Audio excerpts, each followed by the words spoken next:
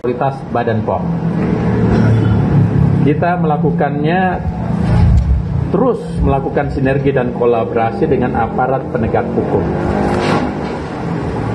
Kami menyampaikan apresiasi tentunya kepada Polri, kepada Bea Cukai, kepada Kejaksaan, kepada semua yang terlibat dalam pelaksanaan ini.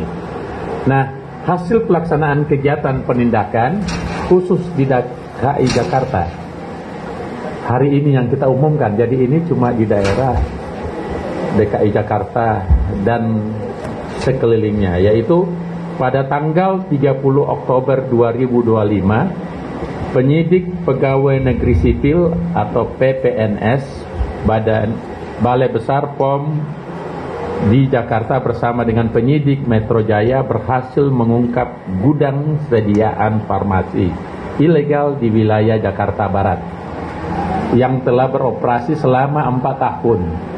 Mungkin timbul pertanyaan, kenapa 4 tahun baru ditindak? Ya kan kita harus melakukan mulai dari penyidikan, intelijen, sistem cyber. Tidak bisa sekonyong-konyong kita mengambil tindakan.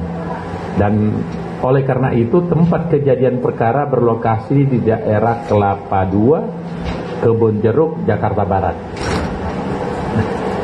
Petugas menemukan barang bukti berupa produk obat tanpa izin edar sejumlah 15 jenis yang jumlah kemasannya 4.227 kemasan dengan senilai 1,4 miliar. Kemudian produk obat bahan alam. Dia memiliki TI yang termasuk dalam public warning mengandung bahan kimia obat sejumlah 29 jenis. Jumlahnya kemasannya yaitu 3.151 kemasan dengan nilai 770 juta. Produk suplemen kesehatan sejumlah 21 jenis dengan 1.899 kemasan dengan nilai 551 juta rupiah. Alat elektronik, dokumen dan kemasan. Total temuan barang bukti sejumlah 65 item atau 65 jenis dengan jumlah kemasan yang kami temukan 9.077 kemasan dengan nilai keekonomian totalnya sebesar 2,74 miliar. Jadi ini khusus di daerah untuk triwulan terakhir ya. Nah, pada alamat TKP pelaku inisial MU berperan sebagai penyedia supplier produk obat bahan alam dan suplemen kesehatan yang dipesan oleh pelanggan yang memiliki toko online kemudian didistribusikan ke seluruh wilayah Indonesia. Pelaku tidak memiliki tokonya baik tidak ada toko online maupun offline untuk memasarkan produknya. Jadi itu yang membuat juga butuh waktu untuk menelusuri. Kalau dia online, sistem cyber intelijen kami cepat bekerja. Ini dia betul-betul kayak stealth cell. Dan motifnya sangat penting. Dia lakukan di bawah meja gitu, kurang lebih. Pemasaran produk dilakukan dengan cara pelaku menerima pesanan dari pelanggan melalui aplikasi WhatsApp atau WA. Setelah pelaku mengonfirmasi ketersediaan produk, pelanggan akan mengirim resi pengiriman untuk dicek oleh pelaku, kemudian pelaku mengirim produk sesuai dengan resi tersebut. Jadi ini modelnya model baru. Dan kita belajar dari ini, yang lain-lain akan seperti ini kita bisa tindaki lagi. Nah, produk yang disita mayoritas memiliki klaim. Klaimnya luar biasa, menambah stamina pria atau obat kuat lelaki. Yang diduga mengandung bahan kimia sildenafil atau obat kimia turunannya. Pada pengujian laboratorium sedang dilakukan terhadap barang bukti tersebut. Berdasarkan hasil pemeriksaan terhadap saksi dan tersangka, kapasitas penjualan sekitar 70 paket dikirim setiap hari dengan keuntungan kurang lebih 1,1 juta minimal setiap hari untuk satu pesanan. Nah, tentu lebih banyak lagi yang ini kan yang kita dapatkan. Penggunaan produk ini mengandung bahan kimia obat dengan klaim menambah stamina pria sangat berisiko. Kenapa kita lakukan penindakan? Pertama, dia menyalahi aturan.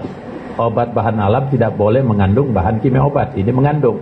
Yang kedua, bahan kimianya yang dia kandung bisa menyebabkan kehilangan penglihatan, bisa menyebabkan hilangnya pendengaran, bisa menyebabkan nyeri dada, bisa terjadi pembengkakan pada wajah, bisa menyebabkan stroke, serangan dan kematian secara mendadak akibat dari obat-obat ini jika tidak digunakan sesuai dosisnya. Jadi bahaya banget. Nah, kita ingin bertindak untuk mencegah itu terjadi. Saat dilakukan operasi penindakan, pelaku berada di TKP dan menyaksikan seluruh rangkaian kegiatan penindakan hingga selesai. Saat ini perkara dalam proses penyidikan lebih lanjut dengan penahanan terhadap pelaku di Polda Metro Jaya. Jadi pelakunya kita tahan di Metro Jaya, Polda Metro Jaya, dan tentu pengikut-pengikut dan ininya kita akan telusuri, tentu dengan bantuan Kepolisian Republik Indonesia. Nah, pelaku pelanggaran, apa sanksinya? Diproses pro justisia sesuai dengan ketentuan dan Undang-Undang Nomor 17 Tahun 2023 tentang kesehatan, yaitu Pasal 435 Jonto, Pasal 138 Ayat 2, dan atau Pasal 436 Ayat 1 dan 2, Junto Pasal 145 Ayat 1 dan 2. Apa hukumannya? Supaya clear dan tegas ya. Berdasarkan aturan tersebut, pelaku dapat diancam dengan pidana penjara paling lama 12 tahun. Atau setiap itemnya denda paling banyak 5 miliar. Ini tadi ada 909 item. Ya, tentu pengadilan dan penuntut lah yang berhak menentukan. Nah, selama 2025, Balai Besar POM di Jakarta, ketika ada sesuatu yang tidak benar, kita suarakan. Ya bagaimana semua terangin dia sedumu ini? Ini manusia pecundang yang sangat merugikan bangsa kita ini. Saatnya jadi member eksklusif di channel YouTube Official iNews. Tantang lagi para nama sumpah di atas Al-Quran. Dia pengen masuk TV. Konten premium yang tidak tayang di TV. Live interaction. Halo pemirsa iNews, ini baru selesai. Emoji dan badge spesial. Reakses konten pilihan.